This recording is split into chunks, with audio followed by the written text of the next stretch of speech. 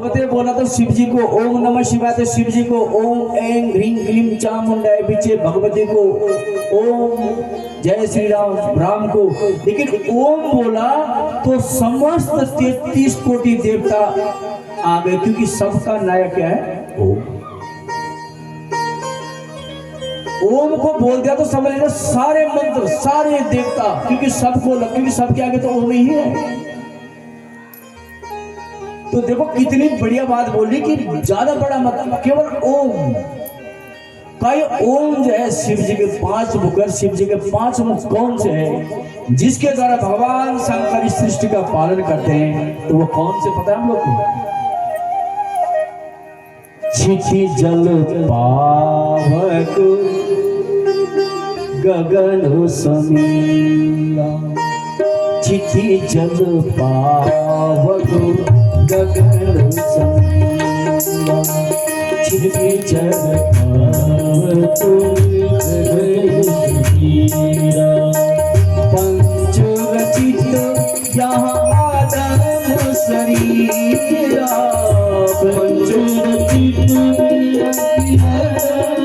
शरीरा, छिछि जल पावक गगन समीरा, छिछि जल पावक। 5 रूप भगवान के 5 कौन कौन से? छिति जल पावक, पृथ्वी जल वायु अग्नि और आकाश। अब विचार करो एक बार, अगर पृथ्वी नहीं है तो जीवन है? बताओ, नहीं है। अगर जल नहीं है तो जीवन है? नहीं। अगर वायु नहीं है तो जीवन है? नहीं। अगर अग्नि नहीं है तो जीवन है? नहीं। आकाश नहीं है तो जीवन है? अब देखो, अगर संसार में जीना खेल देखो, बड़ा ईश्वर ने अद्भुत लीला रची है। अब देखो, अगर संसार में रहना है तो ये 5 चीजें चाहिए। अब इन्हीं को आप अंदर देख लो, अगर सांस नहीं मिलेगी तो तब भी जीवित नहीं होगी। खाना पचाने के लिए एक अग्नि यहाँ भी है, चट्टा रखना। जल की जरूरत यहाँ भी है। यानी 5 चीजों से हमारा शरीर बना है और 5 चीजों में शरीर लीन हो जाता है। बोलो शंकर भगवान की। तो इसलिए कहा ये 5 चीजों से शरीर बना है, 5 में लीन हो जाता है। ये शिव जी के 5 मुख, इसलिए 5 चीजों को सम्मान क्या करो, पृथ्वी को प्रणाम क्या करो, जल को भी प्रणाम क्या करो, अग्नि हवन आदि। तो इन 5 चीजों से जो जुड़ गया, समझ लेना उसने शिव का सम्मान कर लिया, शिव की आराधना कर ली, शिव में विलीन हो गया। ये 5 चीजें, ये बाहर भी है अंदर भी है। शरीर को लंबे समय तक चलाना पड़ेगा तो इसको पृथ्वी तत्व की भी जरूरत है, वायु तत्व की भी जरूरत है, अग्नि तत्व की भी जरूरत है। और अगर हमारे अंदर इन 5 तत्वों में अगर एक तत्व की भी कमी हो तो मनुष्य के शरीर में रोग लग जाता है। फिर यही हमारे अंदर 5 प्राण है, प्राण अपान व्यान समान उदान, यही 5 खेल है। और यही 5 प्राण जो है हमारे शरीर को चलाते हैं। अभी तो आपको सांस लेने भी नहीं आती, अभी तो आप लोग केवल यहां तक सांस लेते हैं, जबकि सांस कहां तक लेनी चाहिए? सांस मूलाधार नाभि से 4 उंगल नीचे तक जानी चाहिए।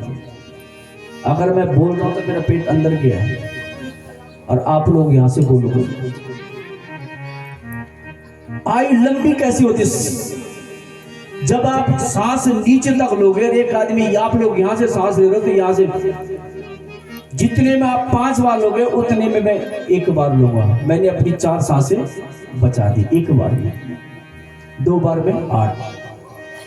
ये जो संत महात्मा अपनी आयु बढ़ाते हैं, इसीलिए तो कहते अनुलोम विलोम करो। ये खेल बड़ा विचित्र है। जितनी लंबी सांस लोगे उतनी लंबी आपकी उम्र, क्योंकि जहां तक एक आदमी 20 बार ले रहा है वहां पर एक बार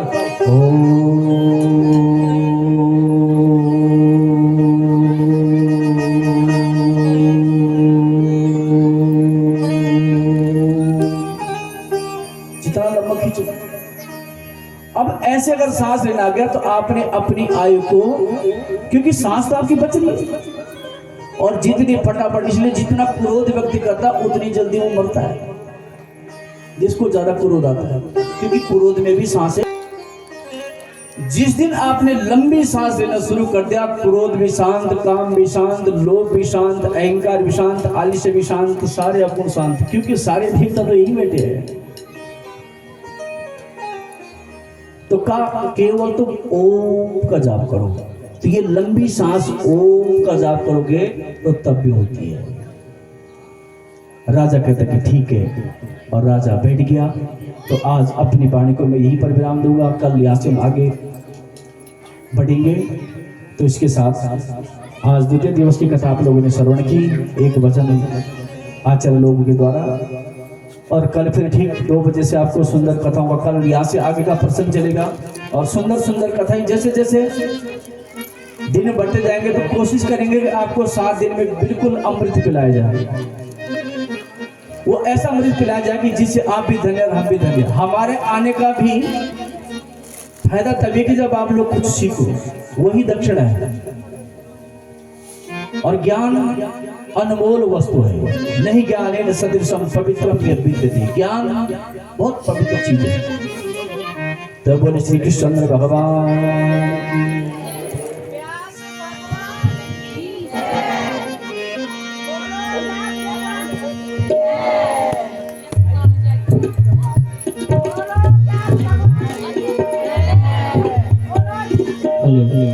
बोले जगदम्बा मैया की, भुवनेश्वरी मैया की, हे भगवती तू बड़ी होई।